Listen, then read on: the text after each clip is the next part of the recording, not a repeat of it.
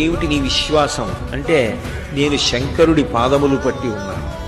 ఆయన పాదములు పట్టి ఉండగా నాకు అటువంటిది జరగడానికి వీల్లేదు, జరగదు. ఆయన ఉన్నాడు.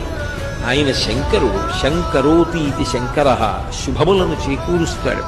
కాకపోతే చేసిన కర్మలు ఉండవచ్చు, దాని ఫలితాన్ని ఏదో దుఃఖ రూపంలో అనుభవించాలి. అది శారీరకం కావచ్చు, మానసికం కావచ్చు, అంతవరకే.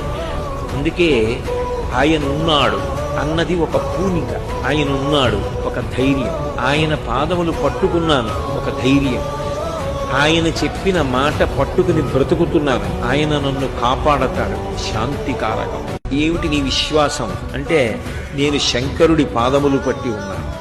ఆయన పాదములు పట్టి ఉండగా నాకు అటువంటిది జరగడానికి వీల్లేదు, జరగదు. ఆయన ఉన్నాడు. ఆయన శంకరుడు. శంకరోతి ఇది శంకర, శుభములను చేకూరుస్తాడు. కాకపోతే చేసిన కర్మలు ఉండవచ్చు, దాని ఫలితాన్ని ఏదో దుఃఖ రూపంలో అనుభవించాలి. అది శారీరకం కావచ్చు, మానసికం కావచ్చు, అంతవరకే.